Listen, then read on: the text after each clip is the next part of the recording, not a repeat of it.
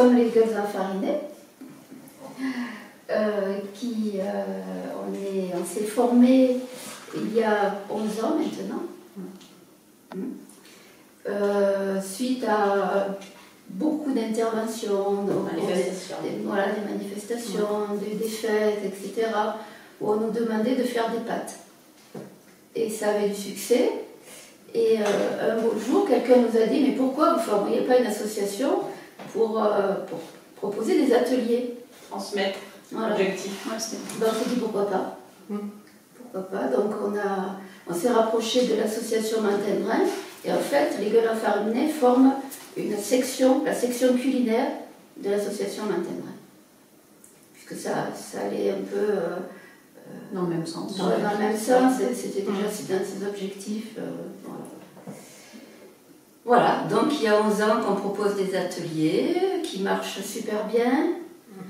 On n'en fait pas beaucoup dans l'année, hein. C'est 5, 6, 7 parfois. Ouais, se déplaçant de village en village pour essayer de couvrir. C'est nous qui nous déplaçons.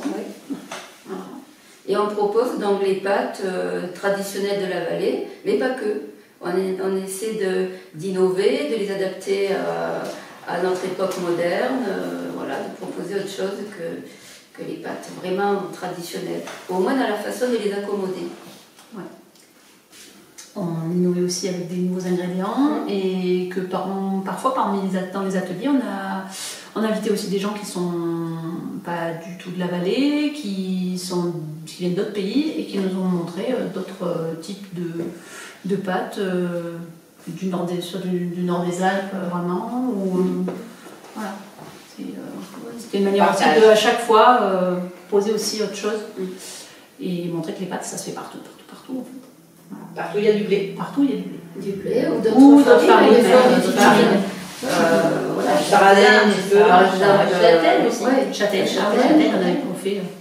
On essaie de suivre les saisons. Donc, du coup, c'est vrai qu'à l'automne, on va surtout s'orienter vers les ravioles, la châtaigne, la courge, etc. Les gnocchis. L'hiver, les pâtes de fête autour de Noël. Voilà. Et au printemps, les longettes aux herbes. Voilà. Et systématiquement, les taillerins, pour ceux qui débutent. Voilà, on a une dizaine de pâtes dans la vallée, en gros. Après, il y a des variantes. Et donc, ces 10 pâtes, on essaie de les proposer au cours d'une année, mais souvent, on n'y arrive pas. Ouais, c'est vrai. Au début, on essayait de proposer plusieurs pâtes dans un seul atelier, puis on s'est vite rendu compte qu'on était beaucoup trop compliqué. C'était trop. Trop exigeante. Trop exigeante. Il y a plein de petits détails, c'est pour ça que le film c'est bien. C'est parce qu'il y a beaucoup de petits détails qui sont difficiles à expliquer, des tournements difficiles à expliquer. Oui. Et donc, oui, il vaut mieux que les personnes qui viennent à nos ateliers découvrent une pâte, puis qu'elles sachent bien la faire quand elles partent. Comme ça, elles peuvent à leur tour transmettre, plutôt que d'en avoir pas mal à leur disposition et d'en maîtriser aucune, en fait. Puis ça, c'est sympa. Ça les décourager aussi. Oui, ça peut décourager, parce que sinon... Puis la pâte, c'est pas tellement la forme de la pâte, c'est de fabriquer déjà le pâton. Le plus difficile, c'est ça, de réussir un pâton. Parce qu'on peut le louper à toutes les étapes. On peut en mettre partout dans la cuisine et pas manger de pâte le midi. C'est bon. Et outre les ateliers, on nous a sollicité aussi pour intervenir dans différentes manifestations, la fête du bois, la fête de la courge, le festival du film, les courses de ski. Voilà, on est ouverte à répondre à pas mal d'événements qui nous conviennent. Vous n'avez pas fait une école aussi? Tu nous avais demandé l'école. Si, on fait des écoles, des classes de neige, des Rochastel. Moi j'ai fait atelier à Rochastel, on a eu fait à L'Eau-Vive, on a eu fait à Méronne. On a fait à plein d'endroits. Des écoles, des classes, à Arcelot. Non, ça marche, il y a la demande. La demande y est, forcément. D'ailleurs, on refuse souvent. Oui, parce que comme on est bénévole et qu'on a d'autres métiers à côté, c'est un petit peu compliqué de satisfaire tout le monde, en fait. Il faut qu'on garde du plaisir à transmettre. C'est ça. Tout à fait. Et d'ailleurs, on ne le fait pas l'été. On le propose. Notre objectif au départ, c'était pas de faire une animation touristique. C'est que les gens de la vallée reprennent cette habitude de faire des pâtes. Mais c'est vrai qu'avec le pays d'arrêt d'histoire, moi je l'ai fait pendant 2 étés. Oui, ça marche. Pour les vacanciers, ça marche super bien et le but c'était de les faire ensemble et de les manger ensemble. Oui. Donc c'était très apprécié. Mais au départ, c'était vraiment pour relancer la machine, puisqu'on s'aperçoit qu'on est quand même plus beaucoup à savoir les faire. C'est une histoire de transmission. Les grands-mères ont transmis à leurs filles, qui sont elles devenues des mères, mais comme elles se sont mises à travailler, elles ont moins eu de temps pour transmettre. Et donc du coup, il y a des générations qui ont sauté. Et c'est là qu'on s'est aperçu entre nous que nos grands-mères, elles ne savaient pas nous transmettre, parce qu'elles-mêmes, elles ont eu que des petits souvenirs, et donc en remettant en commun tous nos savoir-faire, on a réussi à proposer quelque chose qui est vraiment un outil de transmission qui est sympa. Parce que toutes celles qui viennent à nos... Voilà, Sandrine d'ailleurs, c'est l'exemple parfait. Sandrine, elle est venue à nos ateliers de pâtes, mais elle savait déjà faire les pâtes. Et elle a tellement aimé l'ambiance et de partager avec les voisines de table, etc., que maintenant elle est rentrée avec nous dans le bureau et c'est super sympa. Mais c'est aussi une histoire de valeur, parce que nos grands-mères et nos mères ne se rendaient pas compte de la valeur des pâtes. C'est pas grand-chose, une pâte, un peu de farine et d'eau, quelques œufs. Et pour elles, voilà, c'était... Alors que maintenant, et quand les gens sont sortis de cette façon de vivre, pas en autarcie, mais bon, voilà, on mangeait ce que produisaient les terres familiales. Et donc, quand on est sorti de ce schéma-là, voilà, ça a tout cassé. Cette transmission s'est arrêtée. Et c'est reparti. Bien après, il y a eu une bonne vingtaine d'années, une génération de coupures.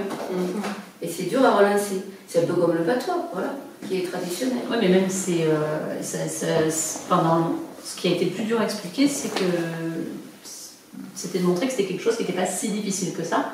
Parce que pour beaucoup de gens, c'est insurmontable de faire des pâtes. C'est ça. Faire les pâtes à la main, c'est... Oui, tout le monde dit que c'est dur. Tout le monde dit que c'est dur, alors que finalement, c'est pas si dur que Oui. ça. c'est pas difficile. Après, il faut acquérir la... Mais il y a un minimum quand même. Même la technique. Il y a eu aussi une génération, moi, la mère de mon mari, elle était tellement heureuse d'aller au supermarché que de toute manière, tout ce qu'elle a su faire avant, c'était terminé. C'était tellement plus noble d'aller au supermarché.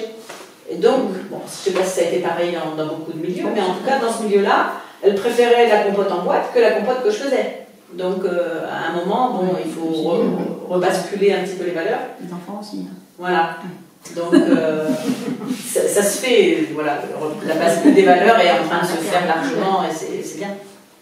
Et c'est un atelier qui fait profiter de ça, en fait. Oui, c'est vrai. Oui, on a des gens de toute origine, en fait. On a des nouveaux habitants de la vallée. On a des gens de la vallée, qui ont toujours rêvé, par exemple, de faire les crouzets, qui est une des pâtes les plus difficiles à faire, et qui viennent pour essayer de faire les crouzets. Des crouzets.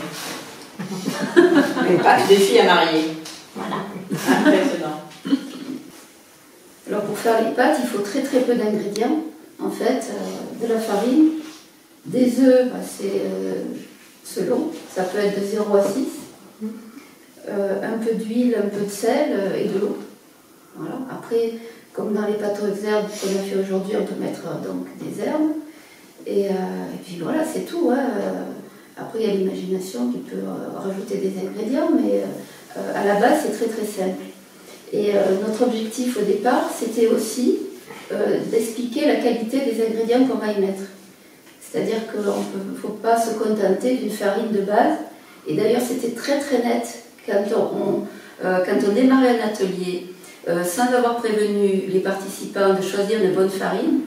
De suite, en faisant le pâton, on voyait une pâte hyper molle, qui n'avait pas de résistance.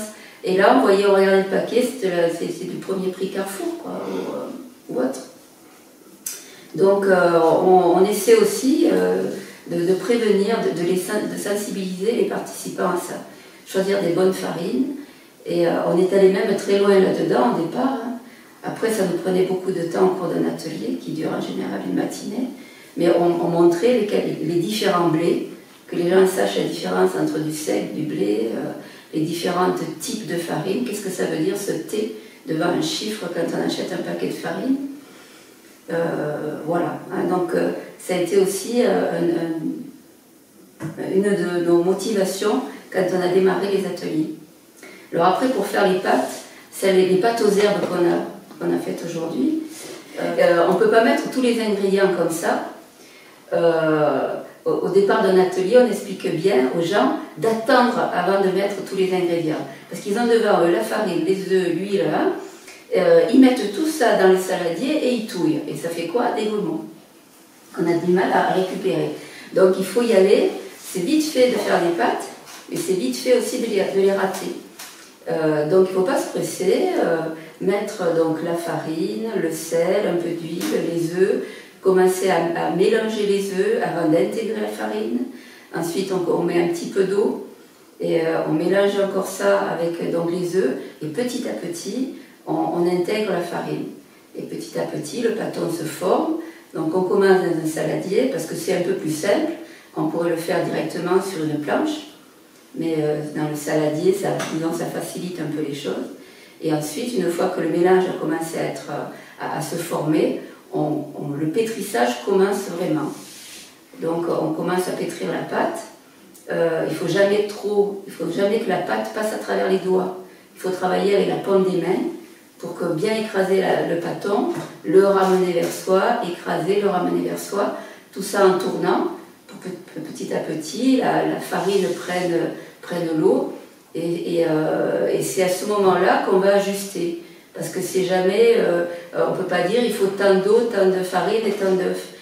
C'est pas au 10 grammes près. Et une cuillère à soupe en trop ou en moins, ça compte. Donc c'est à ce moment-là, avant que la pâte soit finie d'être pétrie, qu'il faut rajouter éventuellement un peu d'eau, un peu de farine, voilà. L'appréciation. S'il fait chaud dehors, s'il fait pas chaud. Si c'est humide ou si c'est sec. Ouais. Alors c'est des pâtes qu'on fait au printemps parce que justement on profite de toutes les jeunes herbes, toutes les jeunes pousses sauvages ou du jardin qui apparaissent. Donc c'est des pâtes qu'on ne peut faire qu'à ce moment-là. Donc on va dans les sauvages, on va utiliser l'épinard sauvage, le sangari. On va utiliser le pissenlit, on va utiliser le plantain. Bon, il y a plein d'autres herbes. Hein. Les orties, voilà, toutes ces herbes-là. Et dans le jardin, c'est le moment où la menthe va se mettre à pousser. La Saint-Pierre, qui a une odeur aussi de menthe. C'est des vivaces qu'on trouve dans tous les vieux jardins. On peut mettre aussi des feuilles de radis, on peut mettre des épinards du jardin, on peut mettre un peu des blettes. Le persil, la ciboulette. Voilà, au total, on peut avoir au moins 5 herbes, entre 5 et 8 herbes sauvages et du jardin. Alors, ce sont des pâtes on peut parler de la façon de les accommoder aussi, qui est en général extrêmement simple. La façon la plus simple, c'est simplement de les faire au beurre et à l'ail. Ça se marie bien. Ça se marie bien. Ça se marie très très bien. Pour celle-ci-là, de pâte. Oui. C'est une façon traditionnelle d'accommoder les pâtes dans la vallée. Il n'y en a pas beaucoup d'ailleurs, de façon traditionnelle. Soit on a un jus de viande, d'un rôti, d'un gigot, soit le beurre et l'ail. Voilà. La sauge. La sauge aussi. Je ne sais pas si ça se faisait tant que ça. Ah oui, moi mon mari n'en mange pas. Non, d'abord parce que la sauge ça ne poussait pas vraiment ici. Il n'y en a pas. Si, ça pousse. Pas Mais dans tous les gens. Ça pousse, mais c'est pas traditionnel. Elle est forte. C'est plutôt le beurre et l'ail Beurre et l'ail, ouais. et le gigot. Maintenant on fait volontiers une menthe. Et même pas de sauce tomate. La sauce tomate, Ah non, non. C'est l'Italie. c'est l'Italie, c'est les Alpes-Maritimes, mais voilà, mais Dubaï n'utilise pas la sauce tomate. Il n'y a pas assez de chaleur pour avoir de la tomate, donc c'est logique. Donc là, il y a l'infusion d'ail dans le beurre. On ne le laisse surtout pas trop cuire, c'est juste, il faut que ça chauffe, que ça infuse. Et après, on rajoutera ce qu'on appelle l'aiguette, c'est l'eau des pâtes. Une fois que les pâtes ont cuit, ça fait une eau qui est un peu épaisse. Et on s'en sert pour délier un petit peu ce beurre. Voilà, et on arrose les pâtes avec. Donc on fait par par poignée. Ah ouais, parce que ça fait tellement vite que si on essaye de tout mettre, ça marche pas. Ouais.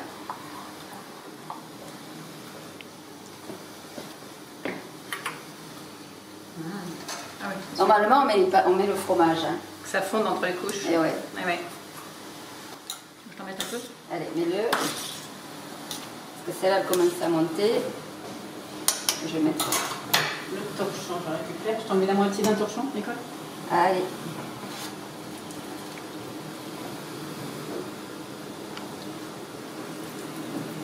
Hop là.